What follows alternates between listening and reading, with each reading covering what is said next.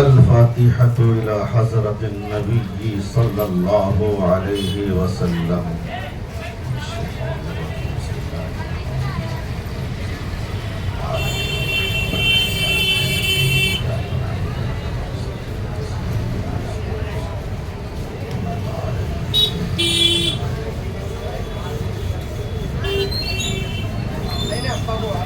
يا رسول الله انظر حالنا، يا حبيب الله اسمع قولنا، إننا في بحر غم مغرق، خذ يدي سهل لنا إشكالنا، فسهل يا إلهي كل صعب بحرمة سيد الأبرار سهل.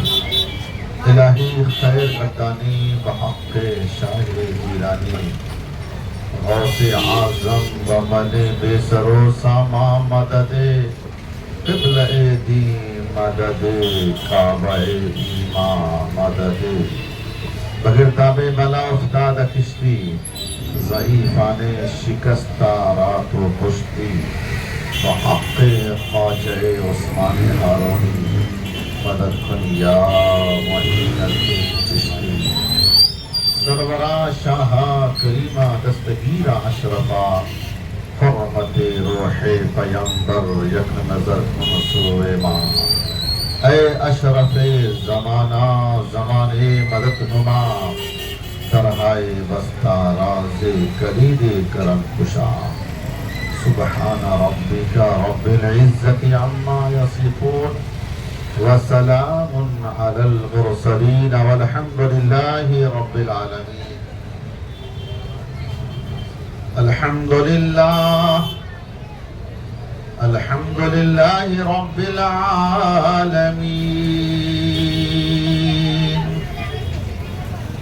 والعاقبة للمتقين، والصلاة والسلام على سيد المرسلين وعلى آله وأصحابه أجمعين. أما بعد، فأعوذ بالله من الشيطان الرجيم. بسم الله الرحمن الرحيم. ولا تقولوا لمن يقتل في سبيل الله أموات، بل أحياء ولكن لا تشعرون. آمنت بالله صدق الله العظيم، وصدق رسوله النبي الأمين المكين الكريم، ونحن على ذلك لمن الشاهدين والشاكرين، والحمد لله رب العالمين.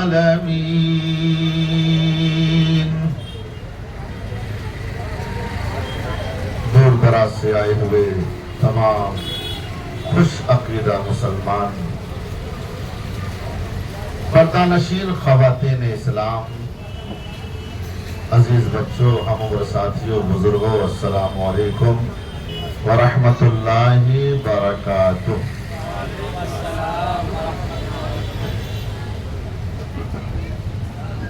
آئیے ہم اور آپ عقیدت و محبت کے ساتھ سرور کونین، فخر موجودات، لمبے لمبے ہاتھوں سے بھیج دینے والے آقا، ہم گنہگاروں کے داتا، بے کسوں کے کس، بے بسوں کے بس،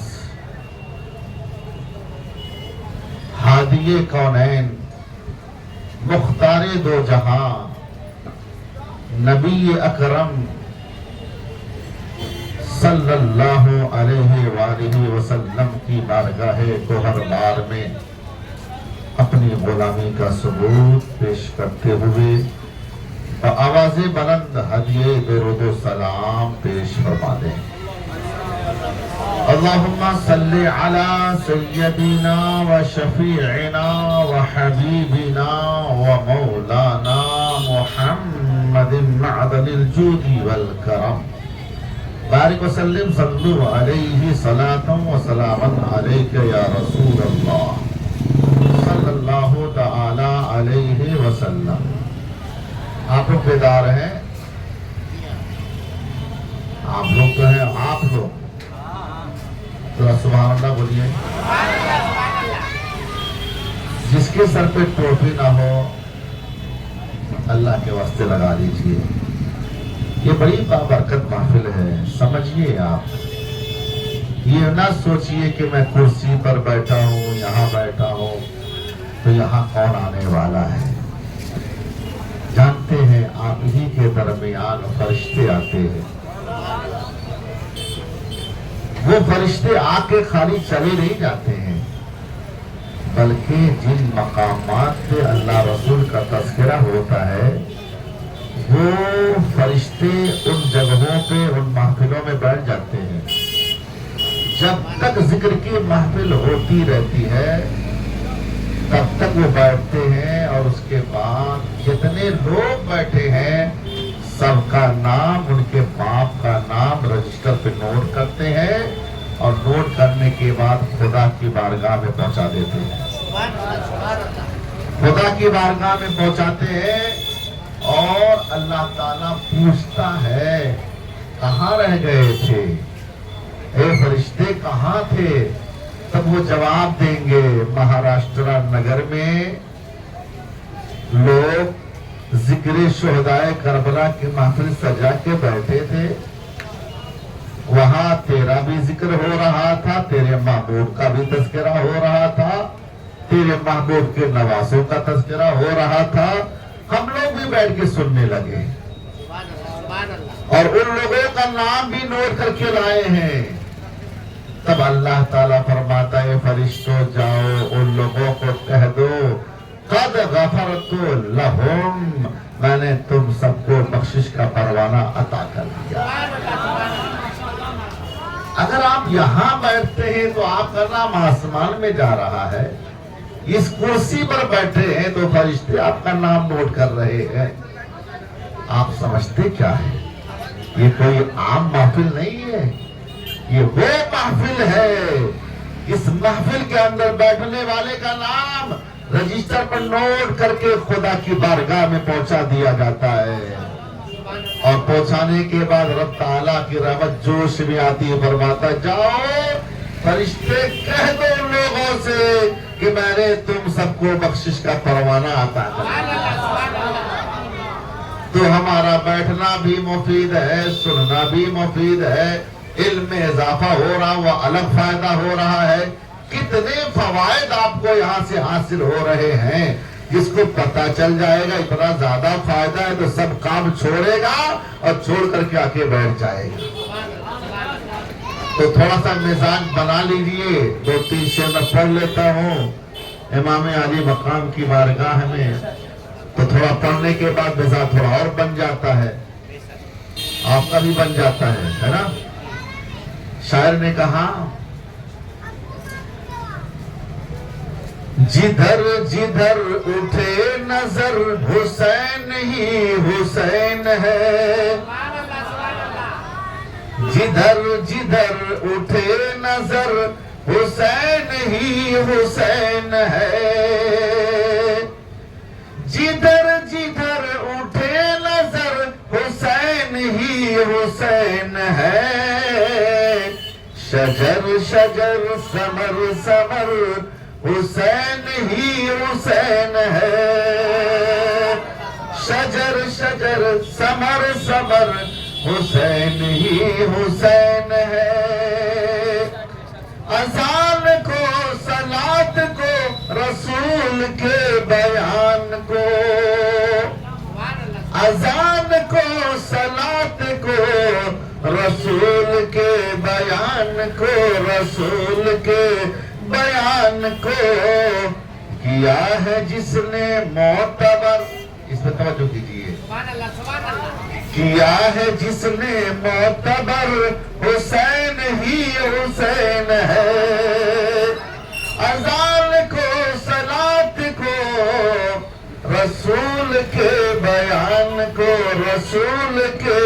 بیان کو کیا ہے جس نے معتبر، کیا ہے جس نے معتبر، حسین ہی حسین ہے۔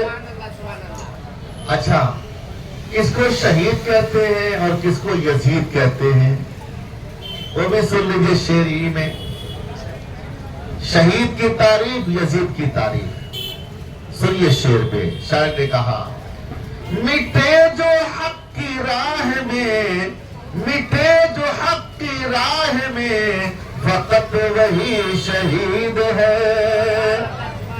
مٹے جو حق کی راہ میں، فقط وہی شہید ہے، فقط وہی شہید ہے۔ مٹے جو حق کی راہ میں، فقط وہی شہید ہے، فقط وہی شہید ہے۔ حسین کی مخالفت کا نام ہی یزید ہے۔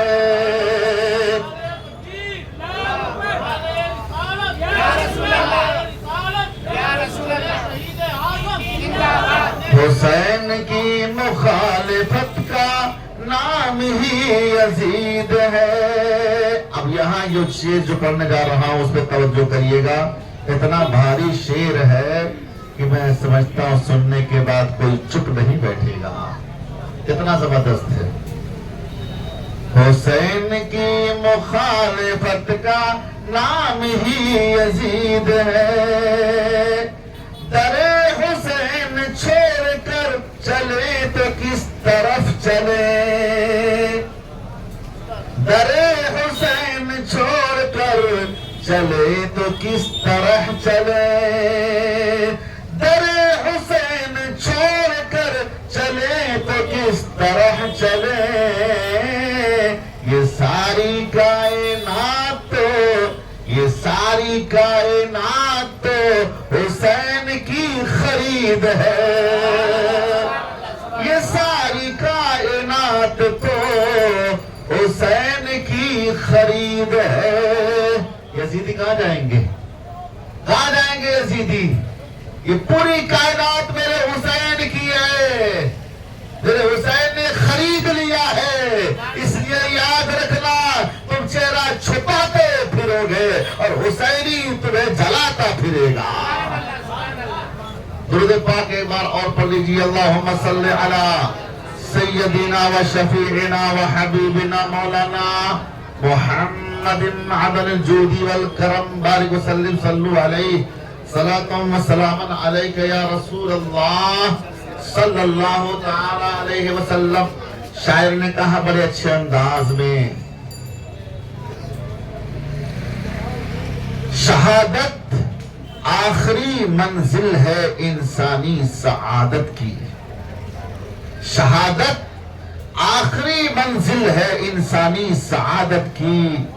وہ خوش قسمت ہیں مل جائے جنہیں دولت شہادت کی، وہ خوش قسمت ہیں مل جائے جنہیں دولت شہادت کی۔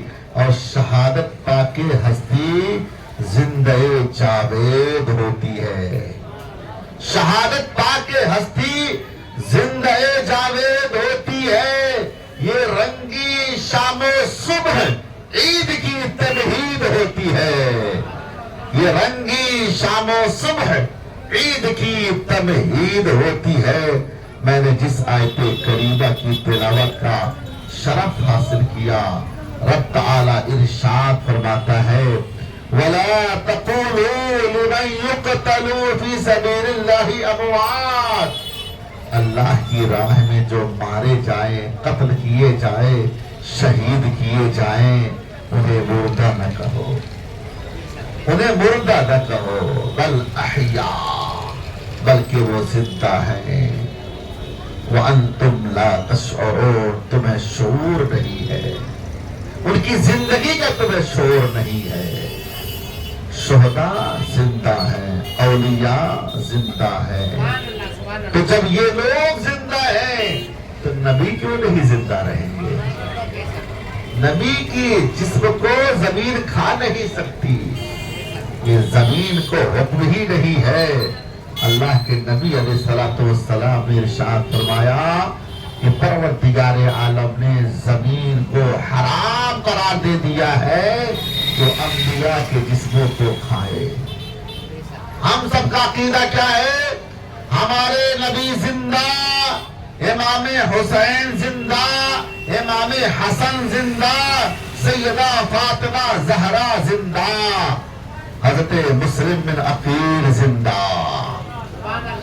تمام شہدائے اسلام، شہدائے کربلا، شہدائے بدر، شہدائے احد، شہدائے حنین، شہدائے خندق، تمام شہداء زندہ ہیں۔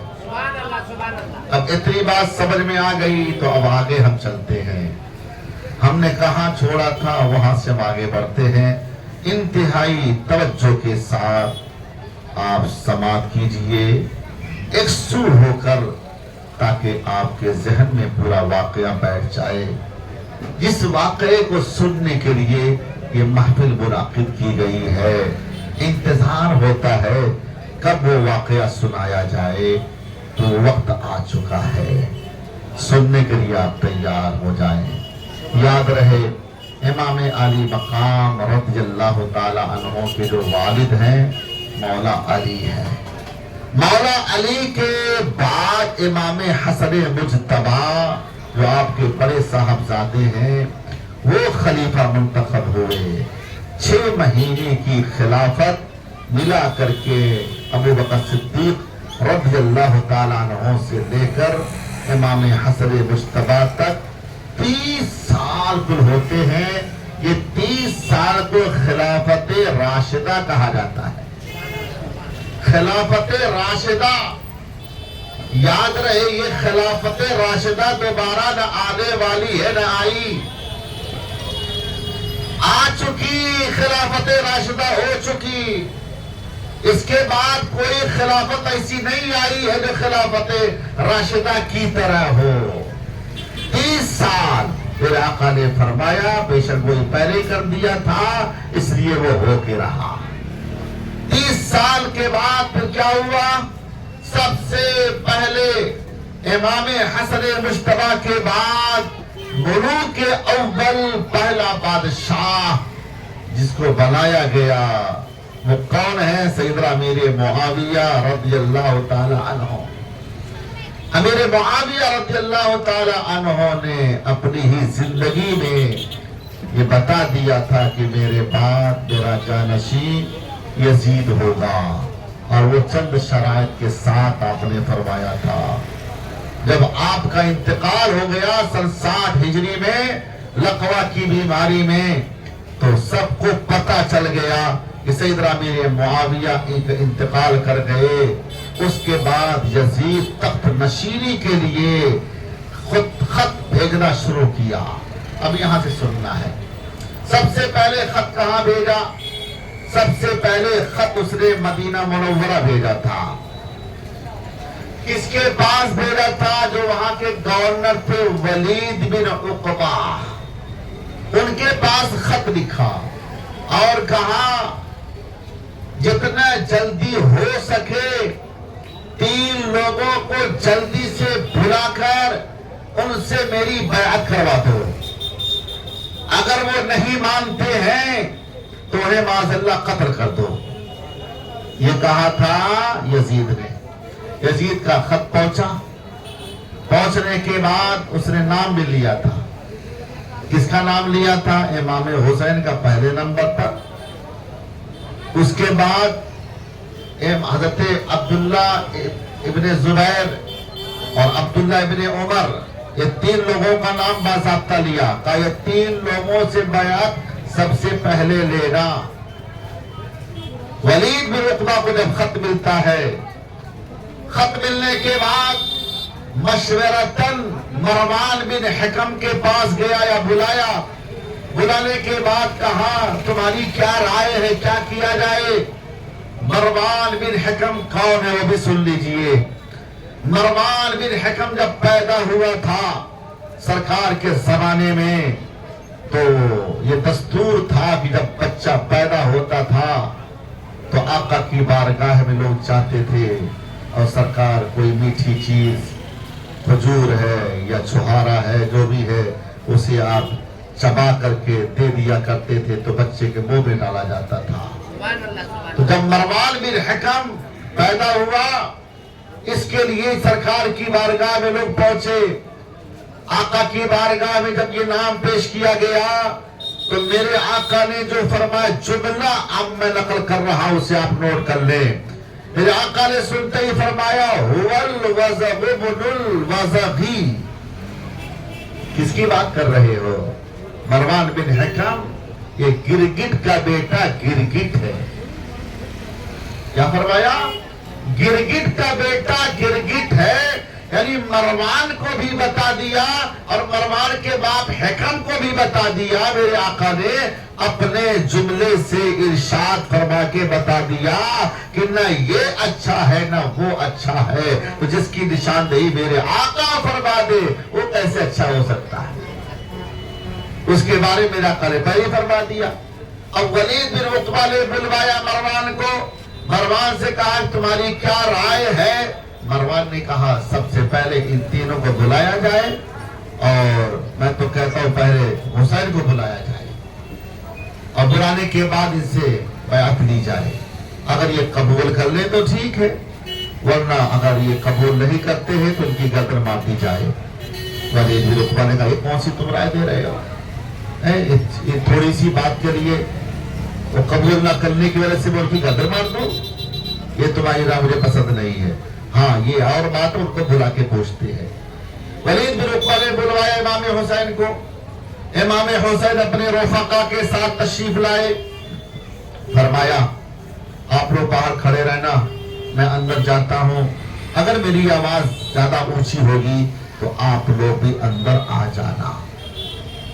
سبھی لوگ وہاں کھڑے تھے، آپ اندر تشریف لائے، وہاں مروان بھی موجود ہے، ولید بن عقبہ بھی موجود ہے، دونوں لوگ یہاں موجود ہیں۔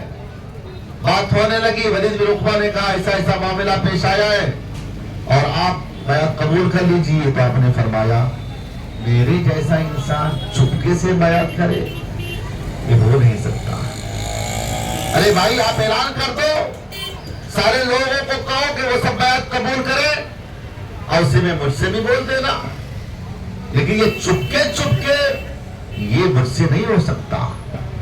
یہ کہا، آپ نے فرمایا کہ اچھا میں چلتا ہوں۔ تو ولید بن عقبہ نے کہا اچھا ٹھیک ہے آپ جائیے، غور کر لیجئے، سمجھ لیجئے۔ تو مروان کیا بولتا ہے؟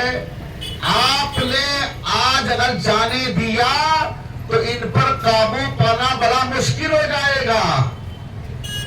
پھر کیا چاہتے ہو؟ کہا اگر یہ قبول کر لیں تو ٹھیک ہے، قبول نہ کرے تو ان کی گردن مار دو۔ میرے امام کو جلال آ گیا، امام علی مقام نے فرمایا او نابکار جھوٹا کذاب، کیا بولتا ہے؟ تو مجھے قتل کرے گا یا یہ قتل کریں گے؟ آپ نے یہ جملہ ارشاد فرمایا اور اس کے بعد امام علی مقام وہاں سے نکل گئے، گھر آئے۔ گھر آنے کے بعد شام کے وقت ولید بن عقبہ نے پھر خبر بھیجا بلانے کے لیے۔ آپ نے فرمایا ابھی میرے پاس وقت نہیں ہے، کل میں دیکھوں گا۔ وہی رات تھی، رات کے سناٹے میں امام علی مقام نے اونٹ پر کجاوے کسنا شروع کر دیا اور سارے لوگوں کو تیار کیا اور دوسرے دن صبح کو وہاں سے نکل پڑے۔ نکلنے سے پہلے نانا جان کی بارگاہ میں حاضر ہو کر خوب رویا، گر گرایا۔ رسول باوقار کی بارگاہ میں جو بھی انہوں نے چاہا پیش کیا۔ یہ شہر رسول ہے، یہ ایسا شہر ہے، اس شہر کا کوئی جواب نہیں۔ میرے آقا نے ارشاد فرمایا جس جگہ پر نبی کا وصال ہوتا ہے وہ جگہ تمام جگہوں سے اچھی ہوتی ہے۔ میرے آقا کا وہاں وصال با کمال ہوا ہے، اسی جگہ آپ آرام فرما ہے، اس لیے مدینہ منورہ سے بہتر کوئی جگہ نہیں ہے۔ نانا جان کی بارگاہ میں رو رو کر کے عرض کرتے ہیں یا رسول اللہ میں کبھی نہیں چھوڑتا آپ کے شہر کو، لیکن آپ کے جو امت میں کچھ ایسے ظالم ہیں ان کی وجہ سے مجھے چھوڑنا پڑ رہا ہے۔ آپ نے سلامی پیش کیا، اس کے بعد اپنی والدہ کی بارگاہ میں جنت البقیع میں تشریف لے جاتے ہیں، سیدہ فاطمہ زہرا کی بارگاہ میں، وہاں بھی رو رو کر کے سلامی پیش کیا۔ اس کے بعد پھر وہاں سے چلتے ہیں، مدینہ چھوٹ رہا ہے، مدینہ سے رخصت ہو رہے ہیں۔ یاد رہے ہم بول تو رہے ہیں کہ وہ منظر سامنے آ رہا ہے، میرے آقا کا روضہ سامنے آ رہا ہے، وہ شرع رسول سامنے ہے۔ اللہ اکبر، کس کا دل کہے گا کہ چھوڑ کے چلا جائے؟ وہ تو نواسے رسول ہیں جن کی پرورش مدینہ پاک میں ہوئی ہے، جن کو میرے آقا نے وہاں پرورش فرمایا، بڑا کیا ہے، پروان چڑھایا ہے، اس جگہ کو کیسے چھوڑتے؟ لیکن میرے امام نے مدینہ منورہ کو چھوڑا اور وہاں سے رخصت ہو کر چلے مکہ شریف۔ مکہ شریف آتے ہیں، مکہ شریف جب آتے ہیں 4 شعبان سن 60 ہجری کی بات ہے، جب مکہ شریف پہنچے وہاں بہت سارے صحابہ کرام، اجلے صحابہ کرام موجود تھے۔ آپ کا پرتپاک انداز میں استقبال ہو رہا ہے۔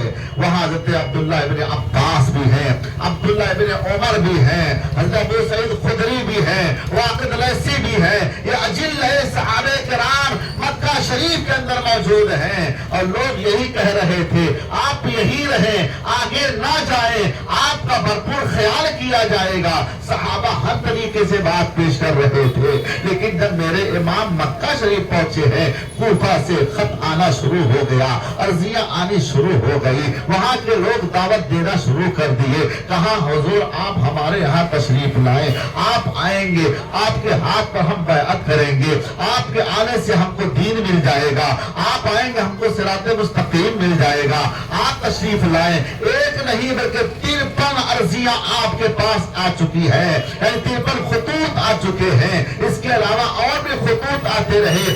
ایک ہفتہ آپ کا قیام کیا ہوا ہے، 150 سے زائد خطوط آپ کے پاس آ چکے ہیں، اور میرے امام کے سامنے مسئلہ یہ پیش ہو گیا کہ شریعت کی روشنی میں ہمیں عمل کرنا ہے۔ ادھر دعوت آ رہی ہے، ادھر صحابہ کا اصرار ہے آپ نہ جائیں، ادھر دعوت پہ دعوت آ رہی ہے، خط پہ خط آ رہے ہیں کہ آپ یہاں تشریف لائیں۔ کیسے ہم عذر پیش کریں؟ کوئی عذر شرعی سامنے آئے تو آپ انکار کرتے، لیکن آپ کے پاس کوئی عذر شرعی نہیں تھا، اسی وجہ سے آپ نے فرمایا اچھا بہتر یہ ہے ہم اپنے بھائی مسلم بن عقیل کو بھیج دیتے ہیں، حالات کا جائزہ وہ لے لیتے ہیں، حالات پر قابو پانے کے بعد جیسا معاملہ ہوگا وہ باخبر کریں گے، اس کے بعد بھی فیصلہ کیا جائے گا۔ میرے امام نے اپنے بھائی مسلم بن عقیل کو کہا، وہ فوراً تیار ہو گئے، انہوں نے کہا حضور آپ کا حکم ہو ہم جانے کے لیے تیار ہیں۔ مسلم بن عقیل رضی اللہ تعالیٰ عنہ آپ تیار ہوتے ہیں، آپ کے 2 شہزادے بھی ہیں، محمد اور ابراہیم، چھوٹے چھوٹے بچے ہیں۔ انہوں نے کہا ابو جان ہمیں بھی ساتھ میں لے چلے، ہم آپ کو پریشان نہیں کریں گے۔ آپ نے فرمایا نہیں بچوں تم تکلیف میں آ جاؤ گے، تمہارے پاؤں چھلی ہو جائیں گے، تم پریشان ہو جاؤ گے۔ اب بچوں نے کہا ابو جان ہم اور بچوں کی طرح نہیں ہیں، ہم آپ کا احترام بجا لائیں گے، ہم آپ کو تکلیف نہیں ہونے دیں گے، ہم آپ کو پریشان نہیں ہونے دیں گے، آپ ہمیں ساتھ لے چلے۔ آخر کار حضرت مسلم بن عقیل رضی اللہ تعالیٰ عنہ اپنے دونوں شہزادوں کو ساتھ میں لے کر کوفہ جا رہے ہیں۔ وہ کوفہ کی تاریخ بڑی عجیب و غریب ہے، کوفہ کو بھی بسایا گیا ہے، تو بسایا بھی ہے تو صحابہ کرام نے بسایا ہے۔ مختصر عرض کر کے آگے بڑھنا چاہتا ہوں، سن 14 اور 15 اور 17 ہجری کی بات ہے، اس وقت یہ کوفہ آباد ہوا ہے۔ اس کوفہ کی سرزمین پر حضرت مسلم بن عقیل تشریف لے جاتے ہیں۔ جب آپ پہنچتے ہیں کوفہ کے اندر، جیسے آپ وہاں پہنچے، وہاں پہنچنے کے بعد لوگوں کا ازدحام، آپ جب کوفہ پہنچتے ہیں مختار بن عبید کے گھر آپ کا قیام ہوتا ہے۔ وہاں پہنچنے کے بعد لوگ چوک جھنڈ کے جھنڈ، گروہ کے گروہ، جماعت کے جماعت چلے آ رہے ہیں، آپ کے ہاتھ پر امام عالی مقام کی بیعت کر رہے ہیں۔ سب آپ کے ہاں تقریباً 1 ہفتے کے اندر 12,000 لوگوں نے بیعت کر لی، ماحول بڑا سازگار ہو گیا۔ مسلم بن عقیل نے خط لکھا ایسے ماحول میں، امام علی مقام کی بارگاہ میں عریضہ یہ ہے، ویسے خط ملے ویسے آپ تشریف لائیں، اس لیے کہ ماحول بہت اچھا ہے، یہاں سب چاہنے والے لوگ ہیں۔ امام مسلم حضرت مسلم بن عقیل نے خط کو روانہ کر دیا، اور اس کے بعد حال دیکھیے کیا ہوتا ہے۔ وہاں کوفہ کے اندر جو گورنر تھے وہ حضرت نعمان بن بشیر صحابی رسول تھے۔ نعمان بن بشیر نے دیکھنے کے بعد اپنا فریضہ انجام دیتے ہوئے انہوں نے یہ کہا کہ لوگوں، یہ جو کچھ بھی ہو رہا ہے یزید کے مرضی کے خلاف ہو رہا ہے۔ انہوں نے یہ ساری باتیں پیش کر کے خاموشی اختیار کر لی، لیکن وہیں پر ایک یزیدی بھی بیٹھا ہوا تھا۔ اس نے دیکھا یہ کوئی کارروائی نہیں کر رہے ہیں، اس نے بڑھ کر کے ایک خط لکھا یزید کے پاس، کہا آپ کو یہ خط ملتے ہی فوری طور پر کوئی سخت آدمی آپ بھیج دیں، اس لیے کہ میں یہاں دیکھ رہا ہوں نعمان بن بشیر یا تو خود یہ کمزور ہیں یا کمزوری اپنی خود پیش کر رہے ہیں، یہ کوئی سختی نہیں کر رہے ہیں، ایسے خط ملے کوئی سخت آدمی کو آپ بھیج دیں ورنہ معاملہ برعکس ہو جائے گا۔ یزید کے پاس ایک خط تو گیا، اس کے علاوہ 2 خط اور جاتے ہیں۔ یزید کو غصہ آیا اور اس کے بعد اس نے اپنے لوگوں سے مشورہ کیا۔ لوگوں نے کہا عبید اللہ بن زیاد بڑا سخت آدمی ہے، آپ اسے بھیج دیجئے۔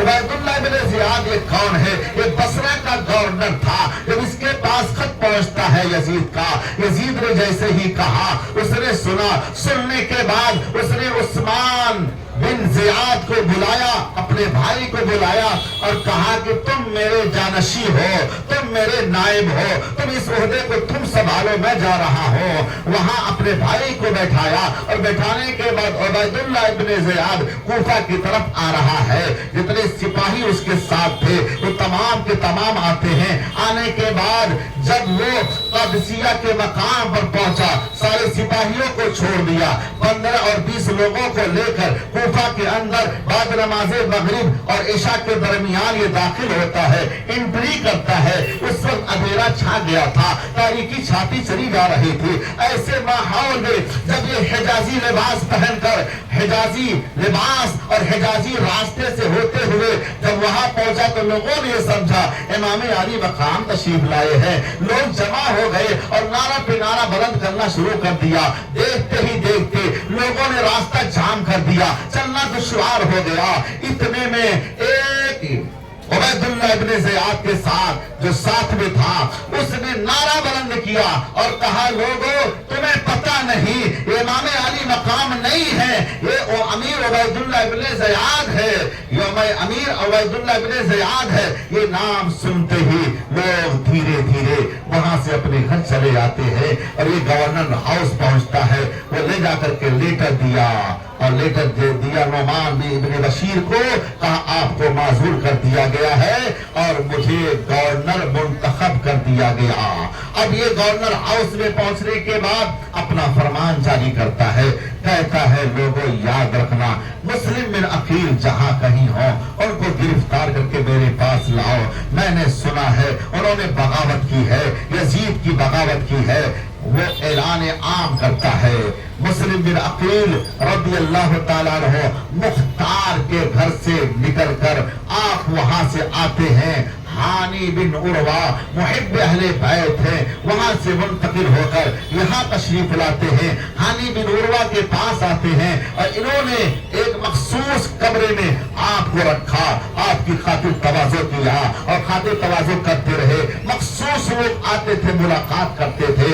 وہیں پہ ایک شاندار مسجد تھی، اس مسجد کے اندر ایک محب اہل بیت تھے، حضرت اوسجا، حضرت مسلم بن اوسجا یہ نماز ادا کر رہے تھے کونے میں، اور ادھر عبید اللہ بن زیاد نے اپنے جاسوس معقل کو 3000 درہم دے کر بھیجا، کہا پتہ لگاؤ، جاسوسی کرو، جہاں بھی ملتے ہیں مسلم بن عقیل انہیں گرفتار کر کے لے کے آؤ۔ یہ شامی عبید اللہ بن زیاد کا بھیجا ہوا جاسوس یہ آتا ہے مسجد کے اندر۔ آنے کے بعد دیکھا حضرت مسلم بن اوسجا کے چہرے کو دیکھا، دیکھتے دیکھتے قریب آیا اور آنے کے بعد کہتا ہے کہ میں بھی محب اہل بیت ہوں اور آپ کے چہرے سے لگ رہا ہے آپ بھی محب اہل بیت ہیں. آپ یہ بتائیں حضرت مسلم بن عقیل کہاں ہیں؟ ان سے میں ملاقات کرنا چاہتا ہوں اور ان کی خدمت میں کچھ نذرانہ پیش کرنا چاہتا ہوں. حضرت مسلم بن عقیل نے حضرت مسلم بن اوسجا نے جب سنا تو کہا آخر مجھے سے کیوں پوچھ رہا ہے؟ پوچھنا ہے تو اور لوگوں سے بھی پوچھ سکتے ہو. تو اس نے مکاری کے ساتھ یہ کہا نہیں آپ کے چہرے سے ایسا لگ رہا ہے کہ آپ محب اہل بیت ہیں. اس کی باتوں میں آپ آ جاتے ہیں اور اس کے بعد پھر اس کو لے کر کے حضرت مسلم بن عقیل کی بارگاہ میں پہنچا دیا. جب وہاں یہ پہنچا آپ کے ہاتھ پر بیعت کرتا ہے ملتا ہے 3000 درہم آپ کی خدمت میں پیش کیا اور اس کے بعد روزانہ صبح کو آتا تھا شام تک بیٹھتا تھا اور جتنی باتیں یہاں ہوتی تھی ساری باتیں عبید اللہ بن زیاد تک پہنچا دیتا تھا. جو مخبر ہوتا ہے جاسوس ہوتا ہے وہ یہی کام کرتا ہے. چند سکوں کے چکر میں اپنی عاقبت کو برباد کر رہا ہے. آخرکار مسلم بن اوسجا نے یہاں تک تو پہنچا دیا اور اس کے بعد پھر آتا جاتا رہا ساری خبریں دیتا رہا عبید اللہ بن زیاد کو. عبید اللہ بن زیاد نے ہانی بن عروہ کو بلایا. حال یہ ہے ہانی بن عروہ کے بڑے اچھے تعلقات عبید اللہ سے، لیکن جب یہ معاملہ آیا سامنے تو آپ نے ملنا جلنا چھوڑ دیا، اس کے پاس آنا بھی چھوڑ دیا. آخر کا جب اس نے بلوایا بلانے کے بعد آپ گئے. جانے کے بعد آپ نے کہا کیا بات ہے؟ فوری طور پر عبید اللہ بن زیاد بولتا ہے ہانی میں نے سنا ہے تم نے اپنے گھر کو سیاست کا اڈا بنا رکھا ہے، تم بغاوت کی بات کر رہے ہو، تم یزید کے خلاف سازشیں رچ رہے ہو. کہا ایسی کوئی بات نہیں ہے. جیسے ہی آپ نے یہ بات اس بات سے انکار کیا فوری طور پر اپنے جاسوس کو بلایا. کہا ماکی ادھر آؤ بتاؤ کیا بات صحیح ہے کیا غلط ہے. اب وہی جاسوس جو وہاں جاسوسی کر رہا تھا ہانی بن عروہ نے جب دیکھا اپنی آنکھوں سے کہا یہ تو محب اہل بیت اپنے آپ کو کہہ رہا تھا اور آج یہاں موجود ہے. آپ کی آنکھیں پھٹی کی پھٹی رہ گئی. آپ نے فرمایا کتنا بڑا دھوکے باز انسان یہ ہے. عبید اللہ ابن زیاد نے کہا اب یہ بتاؤ تمہارے ساتھ کیا سلوک کیا جائے. ہانی بن عروہ نے کہا ایسا ہے مجھے آپ تھوڑی مہلت دیجئے میں جا کے بات کر لیتا ہوں ان کو اپنے گھر سے باہر کر دیتا ہوں. وہ تو آ گئے تھے تو کیا کرو. کہا نہیں تم کو یہاں بلانا پڑے گا، نہیں بلاؤ گے تو تمہاری گردن اتار دی جائے گی. ہانی بن عروہ نے جب یہ بات کہی سنی تو یہ بھی بڑے مضبوط قبیلے سے کا تعلق تھا. قبیلے مذبح بہت اچھے لوگ تھے اور کافی افراد پر مشتمل یہ قبیلہ تھا. جب یہ بات آگے بڑھی تو کہا ہانی بن عروہ نے یاد رکھنا اگر تم نے کچھ بھی آگے بڑھنے کی کوشش کی تو تمہارے سر پہ تلواریں نظر آئیں گی، تمہارے چاروں طرف تلواریں نظر آئیں گی. یہ بات بہت زیادہ بڑھ گئی، اتنا زیادہ بڑھی اس نے آپ کو ٹھوکر مارا اور مارنے کے بعد کہا اس کو لے جاؤ اندر ڈال دو.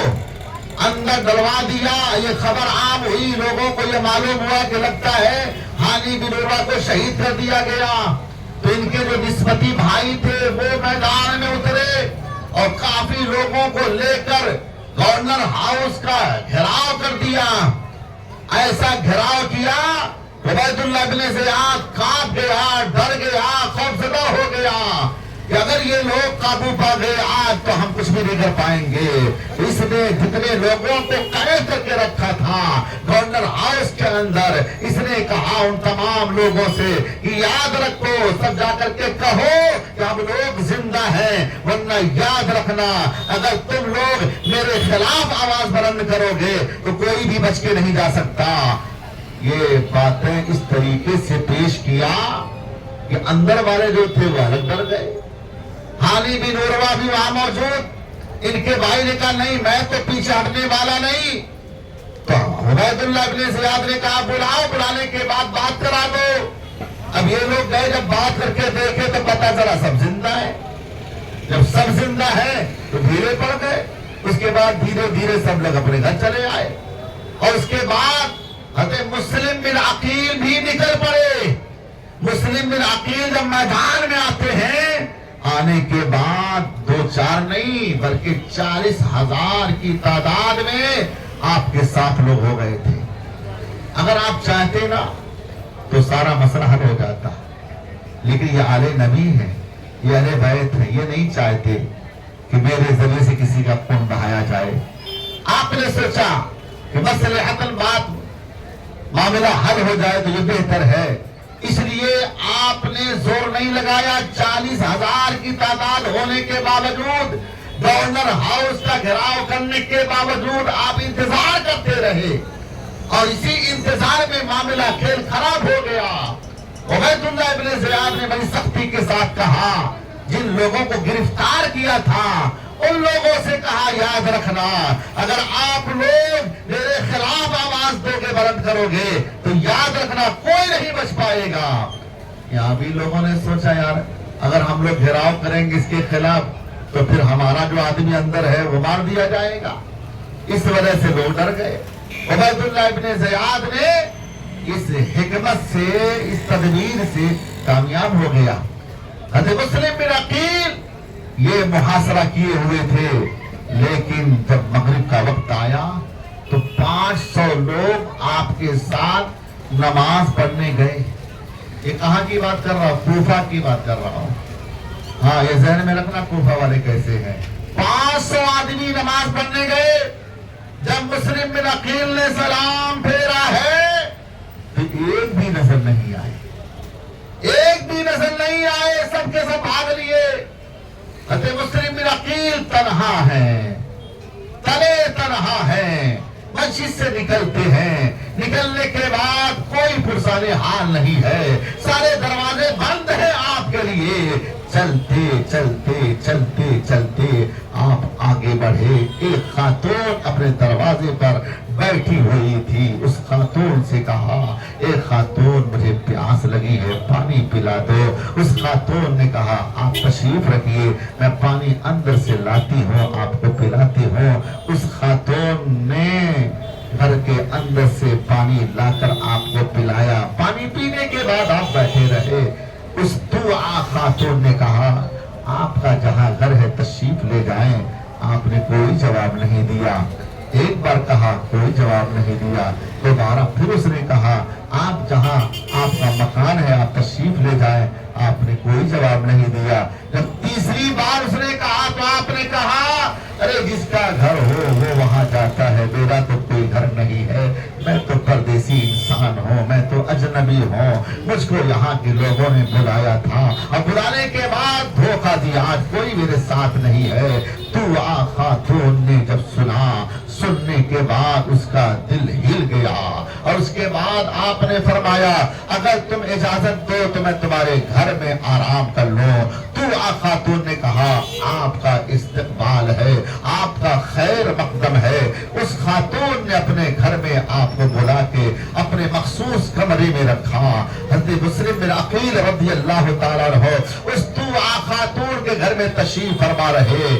یاد رہے آپ اس خاتون کا جو بیٹا تھا, وہ بیٹا جب آتا ہے, چونکہ ماں اسی بیٹے کے انتظار میں تھی کہ میرا بیٹا آئے گا, اسی کے انتظار میں دروازے پر بیٹھی ہوئی تھی. لہذا انتظار کی گھڑی ختم ہوتی ہے, بیٹا آتا ہے. آنے کے بعد جب دیکھا کہ میری ماں بار بار اندر جاتی ہے, پھر آتی ہے, جاتی ہے, پھر آتی ہے, پوچھ لیا امی جان یہ کون ہے؟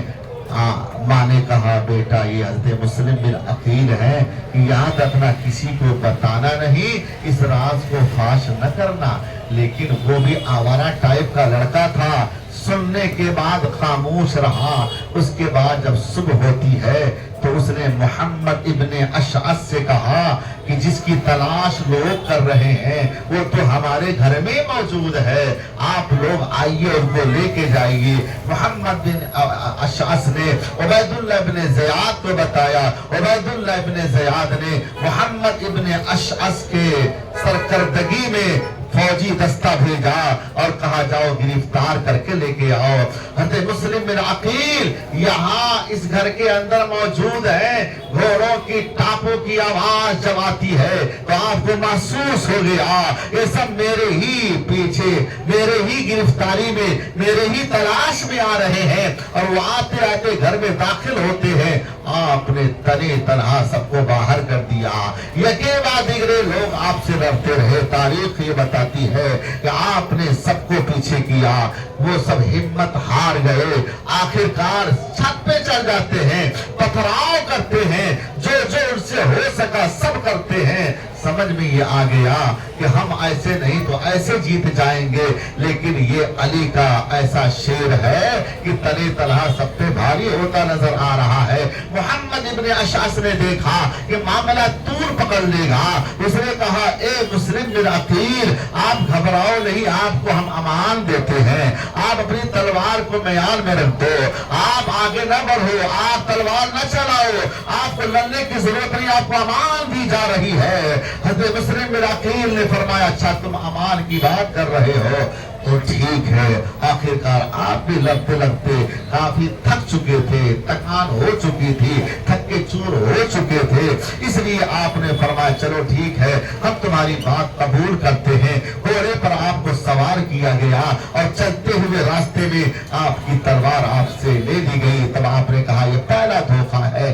उसके बाद उबैदुल्लाह इब्ने ज़ियाद के दरबार में पहुंचाया गया, एक जगह आपको बैठा दिया गया। याद रहे यहाँ जब झड़पें हो रही थी तो उस वक्त आपका होंठ भी फट गया था, दो दांत भी आपके शहीद हो चुके थे, नीचे का भी होंठ फट गया था, खून गिर रहे थे।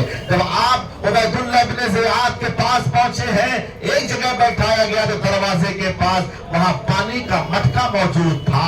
आपने देखा प्यास शदीद, प्यास की शिद्दत थी। आपने कहा मुझे जरा पानी पिला दो। एक ने कहा नहीं पानी नहीं दिया जाएगा, दूसरे ने कहा नहीं पानी दे दिया जाता है, क्या फर्क पड़ता है। बहरहाल आपको पानी दिया गया प्याले में। जब आपने पानी को मुंह के करीब किया, मुंह में डालने की कोशिश किया, इतने में खून से पूरा पानी रंगीन हो गया और आपके दो दंदाने मुबारक उसी पानी में आ गए। उसके बाद आपने कहा अब मुझे पानी पीना मैसर नहीं होगा, मुझे पानी नहीं पीना है। उसके बाद कुछ देर के बाद उबैदुल्लाह इब्ने ज़ियाद के सामने लाया जाता है। आपने उसको सलाम नहीं किया। उबैदुल्लाह के पास एक शख्स मौजूद था, उसने कहा कि आप कैसे जो अमीर को सलाम नहीं करते हो। आपने कहा याद रखना जो मेरा कातिल है मुझे सलाम नहीं किया जाता है। अगर ये मेरा कातिल नहीं है, हमारी जिंदगी अगर सलामत रही तो सलाम होते रहेंगे। उबैदुल्लाह इब्ने ज़ियाद ने बात पुष्ट किया, बहुत सारी बातें पेश किया, कहा तुम बागी हो, तुमने बगावत की है। आपने फरमाया नहीं नहीं ये तुम्हारी भूल है, हमें बुलाया गया, हमें दावत दी गई है और दावत पर हम यहाँ आए हैं। हमने कोई बगावत नहीं की है, हमने कोई मामला ऐसा नहीं किया जिससे मेरा कसूर या जुर्म साबित हो। मुझे बुलाया गया, उसी दावत पर मैं यहाँ आया हूँ। बहरहाल बात आगे बढ़ती है। उबैदुल्लाह इब्ने ज़ियाद ने कहा इनको ले जाओ और ले जाने के बाद छत से नीचे गिरा दो। जब आपके बारे में ये फैसला सुनाया गया तो आपने फरमाया जरा चंद बातें मेरी सुन लो, उसके बाद जो तुम्हें करना है वो करना। पहली बात तो ये है 700 दिरहम मेरे ऊपर कूफा में फला आदमी का कर्जा है, उसे दे देना। दूसरी बात यह है मेरे शहीद होने के बाद मेरे जिस्म को दफना देना। तीसरी बात यह है जो खत मैंने लिखा था इमाम अली मकाम को, उस खत का जवाब दे देना, बता देना कि ऐसा ऐसा मामला हुआ है। ये तीन बातें जब पेश की जाती है, उबैदुल्लाह इब्ने ज़ियाद ने कहा कर्जे का मामला तो तुम जानो, तुम लोग जानो क्या करना क्या नहीं करना है, लेकिन याद रखना जो जिस्म का معاملہ ہے، اسے ہم نہیں چھوڑیں گے۔ قتل کرنے کے بعد ان کے جسم کو نیچے گرا دیا جائے گا، اور رہ گیا سوال جواب کا، تو وہ بھی ہم کرنے والے نہیں ہیں۔ غرضے کے یہ عبید اللہ ابن زیاد آپ کی باتوں کو قبول کرنے کے لیے تیار نہیں ہوا، اور آخرکار حضرت مسلم بن عقیل کو چھت پہ لے جا کر آپ کو شہید کیا گیا، اور شہید کرنے کے ساتھ آپ کے جسم کو، آپ کے سر کو نیچے گرا دیا گیا۔ انا للہ و انا الیہ راجعون۔ اس بے دردی کے ساتھ آپ کو شہید کیا گیا۔ یاد رہے قیامت کے روز اس کا حساب دینا پڑے گا۔ حضرت مسلم بن عقیل تو اللہ کے پیارے ہو گئے۔ یاد رکھیے آپ کے 2 بچے بھی وہاں کوفہ کے اندر موجود تھے۔ جس وقت یہ معاملہ طول پکڑ رہا تھا تو آپ نے قاضی شریح کے یہاں اپنے دونوں بچوں کو محفوظ کر دیا تھا۔ قاضی شریح یہ بھی محب اہل بیت۔ قاضی شریح کو تو پتا چلا کہ عبید اللہ ابن زیاد نے اعلان کر دیا ہے کہ مسلم بن عقیل کے بچے کوفہ کے اندر موجود ہیں، اس لیے جسے ملے وہ ہمارے پاس لا کے حاضر کر دے۔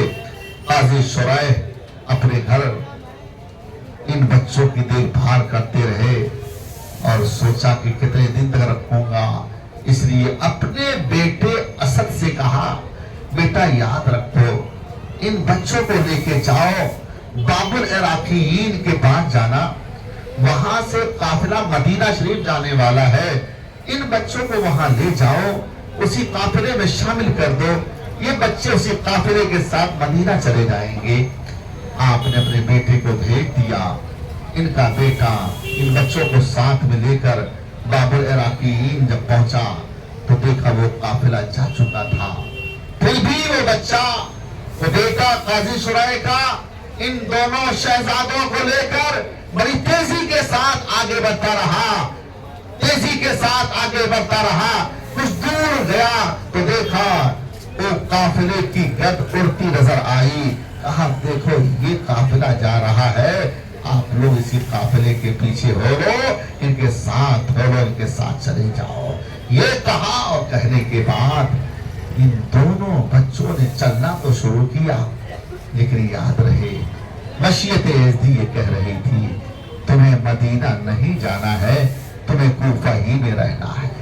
اس لیے یہ دونوں شہزادے چلتے چلتے راستہ بھٹک گئے۔ آخرکار عبید اللہ ابن زیاد کے سپاہیوں نے گرفتار کر لیا ان بچوں کو، اور پھر لا کر کے مشکور نامی داروغہ کے حوالے کیا، کہا ان بچوں کو اپنے پاس محفوظ رکھو۔ مشکور نامی داروغہ یہ بھی محب اہل بیت، یہ بھی محب اہل بیت۔ توجہ کے ساتھ میری بات سنیے ورنہ پھر آپ کو لطف نہیں آئے گا۔ مشکور نامی داروغہ کے حوالے جب بچوں کو کیا گیا، انہوں نے بھی ان دونوں شہزادوں کو لے کے آئے گھر، نہلایا دھلایا، کپڑے وغیرہ پہنایا، کھانا کھلایا۔ کھانا کھلانے کے بعد ان دونوں بچوں کو لے کر کے آگے بڑھے، مقام قادسیہ پہ لے کے گئے۔ وہاں جانے کے بعد آپ نے فرمایا اے شہزادوں آگے بڑھو، دیکھو مقام قادسیہ پر جب پہنچ جانا، وہاں کا جو کوتوال ہے یہ میری انگوٹھی اسے دکھانا، وہ میرا بھائی ہے، جب وہاں پہنچ جاؤ گے تو کوتوال آپ لوگوں کو بحفاظت مدینہ منورہ پہنچا دے گا۔ یہ بچے چلتے رہے، آخرکار یہاں بھی راستہ بھٹک گئے، رات بھر چلتے رہے۔ جب صبح ہوتی ہے تو دیکھا اب تو کوفہ ہی کے اندر موجود ہے۔ ایک پیڑ نظر آیا، کھوکھلا تھا، اسی کھوکھلے پیڑ کے اندر جا کے چھپ گئے۔ سامنے کنواں تھا، اسی کنویں پر ایک باندھی آئی پانی بھرنے کے لیے، اس کی نظر پڑی شہزادوں پر، چہرہ دیکھا نور سے پر نور ہے، چہرہ نورانی ہے۔ ان شہزادوں کو دیکھ اس کے سمجھ میں آیا کہ کوئی اور ہی شہزادے ہیں۔ آگے بڑی پوچھتی آپ لوگ کون ہیں؟ آپ لوگ لگتا یتیم ہیں، کیا مسلم بن عقیل کے آپ لوگ شہزادے ہیں؟ اتنی باتیں سننا تھا، یہ شہزادے رونا شروع کر دیے۔ اس کے بعد پھر اس وادی نے کہا، اس لوڈے نے کہا آپ کو گھبرانے کی ضرورت نہیں ہے، میں جس کی خادمہ ہوں، میری مالکہ ایسی محب اہل بیت ہے کہ وہ آپ لوگوں کی حفاظت سے آپ لوگوں کی خاطر تواضع کرے گی، آپ کو تکلیف ہونے نہیں دے گی۔ آخر کار وہ لے کے جاتی ہے اور لے جانے کے بعد اپنی مالکہ کے حوالے کرتی ہے۔ مالکہ نے جب سنا وہ خوش ہو جاتی ہے، ان بچوں کو محفوظ کمرے میں رکھا، ان کو کھلایا پلایا اور رات میں سلایا، کہا آپ لوگ آرام سے سوتے رہیں، آپ کو کوئی تکلیف کی ضرورت نہیں ہے، آپ کے لیے کوئی پریشانی نہیں ہوگی، آپ کی حفاظت ہوتی رہے گی۔ ان بچوں نے جب رات میں سویا تو بڑے بھائی نے دیکھا کہ خواب دیکھا، اور جیسے ہی خواب دیکھا آنکھ کھل گئی، آنکھ کھلی تو چھوٹے بھائی کو جگایا، کہا بھائی ہماری شہادت اب قریب ہے۔ چھوٹے بھائی نے کہا بڑے بھائی میں بھی وہی خواب دیکھ رہا تھا، کیا دیکھ رہے تھے؟ کہا دیکھ رہا تھا مصطفیٰ جان رحمت تشریف لائے ہیں، مولا علی تشریف لائے ہیں، سیدہ فاطمہ زہرا تشریف لائی ہیں، اور ہمارے ابو جان بھی آئے ہیں۔ آقا نے ارشاد فرمایا اے مسلم بن عقیل تم چلے آئے ہو، اپنے بچوں کو چھوڑ دیے ہو۔ انہوں نے کہا یا رسول اللہ وہ بھی بہت جلد آنے والے ہیں، ہم کو سمجھ میں آ گیا کہ ہمارا بھی وقت بہت قریب ہے۔ آخر کار یہ بچے دوسرے سے مل کے آواز سے رونا شروع کرتے ہیں، جب آواز گونجتی ہے تو وہ اس گھر کا جو مالک تھا اس کا نام حارث ہے، وہ دن بھر تلاش کرتا رہا۔ اس نے سنا کہ مشکور نامی داروغہ نے مسلم بن عقیل کے بچوں کو رہا کر دیا ہے۔ عبید اللہ ابن زیاد نے اعلان کیا کہ جو کوئی ان بچوں کو گرفتار کر کے لائے گا اس کو انعام سے نوازا جائے گا۔ آخر کار یہ اسی انعام کی لالچ میں دن بھر دوڑتا رہا، جوتا ٹوٹ گیا، گھوڑا مر گیا، اسی تلاش میں کچھ حاصل نہ ہوا۔ جب گھر آیا، آنے کے بعد بیوی سے کھانا مانگا، کھانا کھایا، سویا، سونے کے بعد جب رات کے سناٹے میں ان بچوں کے رونے کی آواز سنائی دی تو یہ کہتا ہے بیوی سے کہاں سے بچوں کے رونے کی آواز آ رہی ہے؟ بیوی نے کہا سو جاؤ، ایسی آواز آ رہی ہے۔ آخر کار یہ نہیں مانتا ہے، بیوی کی بات کو سننے کے باوجود نہیں مانا، پھر آواز بلند ہوتی ہے، چراغ روشن کیا، چراغ جلایا، اور جلانے کے بعد اندر جا کر کے دیکھا دونوں بچے روتے روتے نڈھال ہو چکے تھے۔ پوچھا تم کون ہو؟ انہوں نے سمجھا کہ جیسے اس گھر کی خاتون ہماری چاہنے والی محب اہل بیت ہے، اس گھر کا یہ آدمی بھی محب اہل بیت ہوگا، اسی لیے آسانی کے ساتھ بلا چوچرا کے بتا دیا کہ ہم مسلم بن عقیل کے شہزادے ہیں۔ اتنا سننا تھا، مارنا شروع کر دیتا ہے، کہتا ہے تم ظالم ہو، ہمارے گھر کے اندر موجود ہو اور ہم تمہیں تلاش کرتے پھر رہے تھے، ہمارا گھوڑا بھی مر گیا، ہم تھک کے چور ہو گئے اور تم ہمارے ہی گھر میں ہو۔ جتنا ہو سکا مارا، جب زیادہ مارنا شروع کیا تو بیوی پہنچ جاتی ہے اور کہتی ہے میں ہاتھ جوڑتی ہوں، خدارا آگے بڑھو، ان بچوں کو تکلیفیں مت پہنچاؤ، ان بچوں کو نہ مارو، ان کا کوئی قصور نہیں ہے۔ آخر کار وہ ان شہزادوں کے زلفوں کو باندھتا ایک دوسرے سے، اور باندھنے کے بعد جیسے کوئی سامان باندھے اس طریقے سے بچوں کو رسی سے باندھا، اور باندھنے کے بعد کہا صبح کو تمہاری ہم خیریت لیں گے، یا آنے کے بعد سو گیا۔ صبح ہوتی ہے، تلوار نکالتا ہے اور لینے کے بعد آگے بڑھا کے مار دو، بیوی پہنچ جاتی ہے، خبردار ایسا نہ کرو۔ آخر کار ان بچوں کو گھسیٹتے ہوئے اپنے گھوڑے پر سوار کرتا ہے اور لے کر کے چلنے کی کوشش کرتا ہے۔ بیوی آر بنتی ہے لیکن بات سننے کے تیار نہیں۔ آخر کار دریائے فرات کے قریب پہنچا دیا، وہاں جانے کے بعد ان بچوں کو مارا پیٹا، بیوی کو رہ نہ گیا، یہ بھی ہانپتے کانپتے پہنچ جاتی ہے، اور پہنچنے کے بعد کہتی ہے خدا را ان بچوں کو چھوڑ دو، اپنی عاقبت برباد نہ کرو، اپنی آخرت کو تباہ نہ کرو، ان بچوں کو چھوڑ دو، معصوم بچے ہیں، یہ چھوٹے چھوٹے بچے تمہارا کیا انہوں نے بگاڑ کے رکھا رکھا ہے اپنی زبان میں بولتی رہی، لیکن یہ اس کے اوپر شیطان مسلط ہو چکا تھا، اس لیے حارث نے اپنی بیوی کی بات ایک نہ مانی، آخرکار اسے جھٹکا دیا، اس نے وار کیا، وہ گرتی ہے، ٹکرا جاتی ہے، خون کے فوارے بہ نکلتے ہیں، وہ بے ہوش پڑ جاتی ہے۔ اس کے بعد اس نے بڑے بڑے بچے کو مارنے کی کوشش کیا، بڑے بھائی نے کہا، چھوٹے بھائی نے کہا ہم کو مارو، اس لیے کہ میرے سامنے میں اپنے بڑے بھائی کی لاش کو تڑپتا کیسے دیکھوں گا۔ بڑے بھائی نے کہا نہیں مجھے پہلے مارو، میں اپنے سامنے چھوٹے بھائی کی لاش کو کیسے تڑپتے دیکھوں گا۔ آخرکار وہ دونوں باتیں کرتے رہے۔ اس خبیث لعین حارث نے دونوں ننھی جانوں پر تلوار چلا دیا۔ یہ دونوں ننھے بچے اللہ کے پیارے ہو گئے۔ انا للہ و انا الیہ راجعون۔ یاد رہے اب یہ شہید کرنے کے بعد لاش کو تو دریائے فرات میں ڈال دیا اور سر کو توبڑے میں رکھا، اور رکھنے کے بعد لے کے چلا عبید اللہ ابن زیاد کے پاس کہ مجھے آج انعام ملے گا۔ عبید اللہ ابن زیاد کے پاس جب پہنچا، پہنچنے کے بعد عبید اللہ ابن زیاد نے کہا کیسے آنا ہوا؟ کہا آپ کے دشمن کا سر لے کے آیا ہوں۔ کہا میرا کون دشمن ہے؟ کہا مسلم بن عقیل کے شہزادے۔ کہا وہ میرے دشمن نہیں ہیں، وہ میرے دشمن نہیں ہیں۔ ارے میں نے تو یزید کو لکھ بھیجا ہے، وہ دونوں گرفتار ہو چکے ہیں، اگر اس نے مانگ لیا طلب کر لیا تو میں کیا جواب دوں گا؟ تم نے یہ کیا کیا ہے؟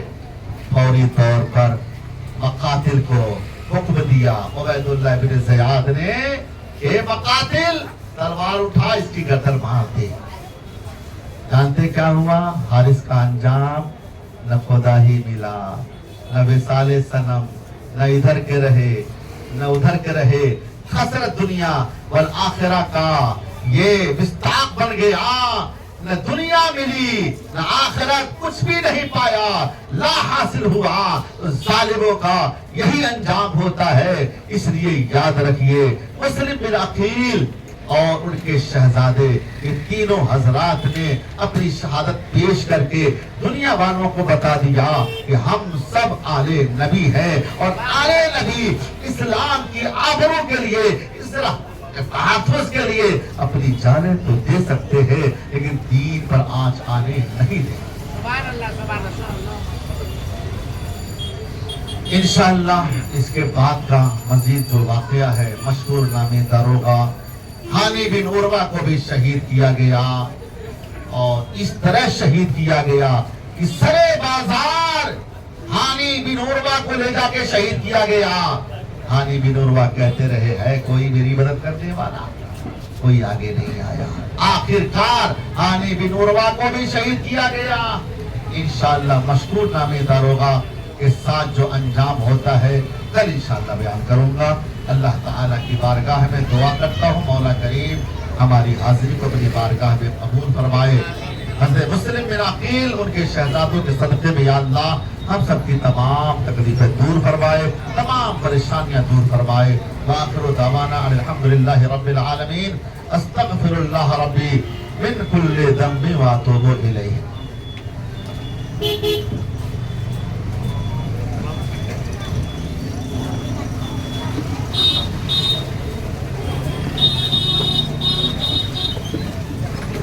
مصطفیٰ جانے رحمان پہ لاکھوں سلام، شمع مشق میں ہدایت پہ لاکھوں سلام، شہر یار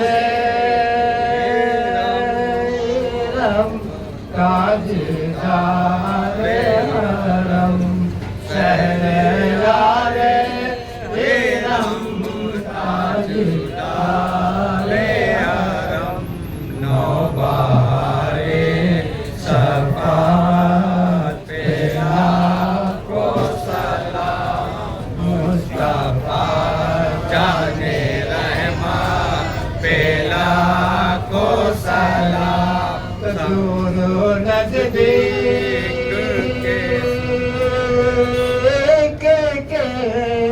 سننے والے وہ کون دور نزدیک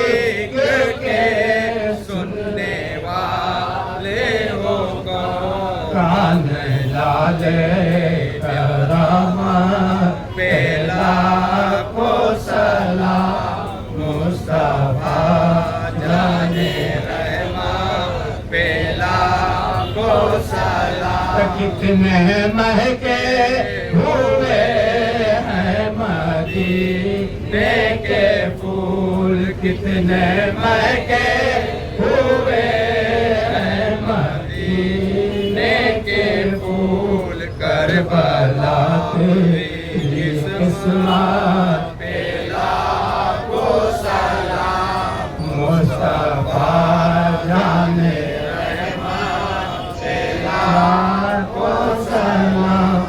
ڈال دی قلب میں عظمت مصطفیٰ ڈال دی قلب میں عظمت مصطفیٰ سیدی اعلی حضرت تیرا کو سلام مصطفیٰ جانے رحمت تیرا یا نبی سلام علیکہ یا رسول سلام علیکہ یا حبیب سلام علیکہ صلوات اللہ علیکہ تو جان کر کافی سہارا لے لیا ہے در تمہارا خلق کے وارث خدارا لو سلام اب تو ہمارا یا نبی سلام علیکہ یا رسول سلام علیکہ یا حبیب سلام علیکہ صلوات اللہ علیکہ ہند میں ہم رہ رہے ہیں اور ہجر پہ غم سہ رہے ہیں بحر غم میں بہائے ہیں سنیے ہم سب کیا کہہ رہے ہیں یا نبی سلام علیکہ یا رسول سلام علیکہ یا حبیب سلام علیکہ صلوات اللہ علیکہ الصلاۃ والسلام علیکہ یا رسول اللہ الصلاۃ والسلام یا نبی اللہ الصلاۃ والسلام یا آقا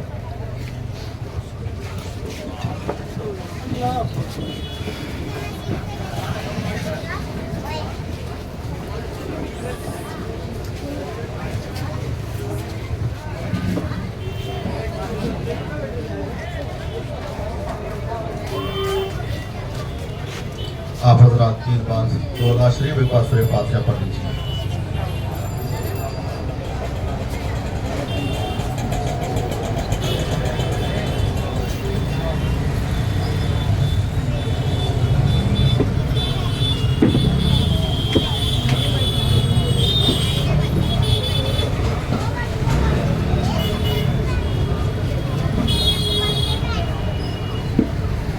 اللهم صل على سيدنا مولانا محمد وعلى آل سيدنا ومولانا محمد وبارك وسلم صلوا عليه صلاة وسلام عليك يا رسول الله پروردگارہ بندہ نوازا کریمہ کر سازا تیرے بندوں نے تیری بارگاہ میں درود و سلام کی ڈالیاں پیش کی قرآن عظیم کی تلاوت کی اور جو کچھ بھی ذکر خیر کیا نعت و منقبت پیش کیا مولا کریم یہ شیرنی نیاز جو کچھ بھی حاضر ہے اپنے فضل سے اپنی بارگاہ میں قبول فرما اپنے شان کریمے کے مطابق ان تمام پر اجر و ثواب عطا فرما ان تمام کا ثواب حضور رحمت عالم نور مجسم سید عالم جناب احمد مجتبی محمد مصطفیٰ صلی اللہ تعالی علیہ وآلہ وسلم کی بارگاہ ہے گوہر بار میں پیش کیا مولا قبول فرما پیارے آقا علیہ السلام کے صدقے و توفیق تمام انبیاء و مرسلین ملائکہ مقربین جملہ ازواج مطہرات اولاد اختیار و امجاد صحابیات، صحابہ کرام، تابعین کرام، تابعین تبع تابعین، ائمہ مجتہدین، مشائخ سلاسل بزرگان دین کی بارگاہوں میں پیش کیا. یا اللہ قبول فرما. 72 نفوس قدسیہ، شہدائے بدر، شہدائے احد، شہدائے کربلا، شہدائے اسلام، جنت البقیع، جنت المعلا میں آرام فرما. تمام بزرگان دین اور فلسطینی تمام شہداء کی بارگاہوں میں پیش اللہ قبول فرما. سیدہ فاطمہ زہرا، حسنین کریمین طیبین طاہرین مولائے کائنات کی بارگاہوں میں پیش کیا. حضرت مسلم بن عقیل ان کے شہزادوں کی بارگاہوں میں پیش کیا. یا اللہ قبول فرما. سیدنا ویس قرنی رضی اللہ تعالیٰ عنہ کی روح پاک کو پیش کیا. سیدنا امیر حمزہ کی بارگاہ میں پیش کیا. سیدنا امام زین العابدین، امام محمد باقر، امام جعفر صادق، امام کاظم غوث العظم دستگیر، سیدنا شیخ محی الدین عبد القادر جیلانی، خواجہ عثمان ہارونی، خواجہ غریب نواز کی بارگاہ میں پیش کیا. یا اللہ قبول فرما. تمام خواجگان کی بارگاہوں میں پیش کیا.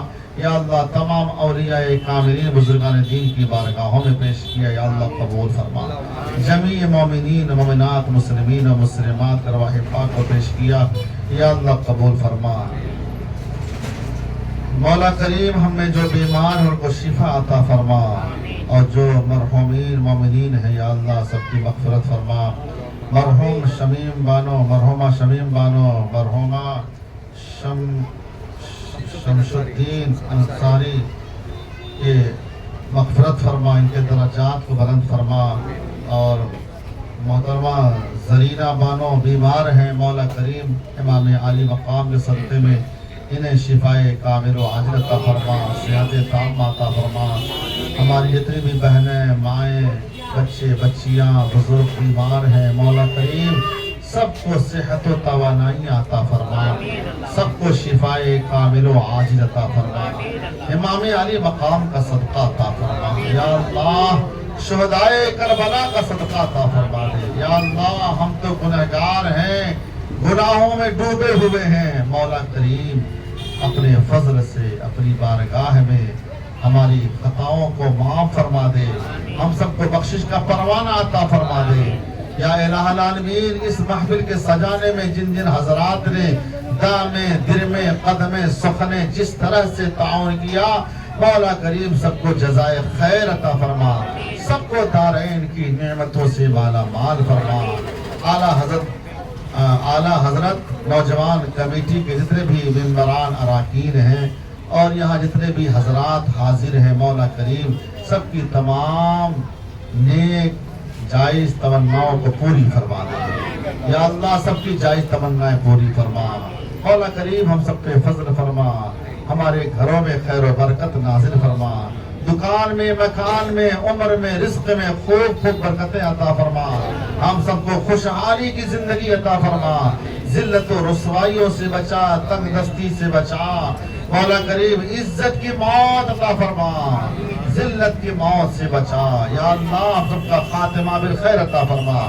ان اللہ و ملائکتہ یصلون علی النبی یا ایہا الذین آمنوا صلوا علیہ وسلموا تسلیما.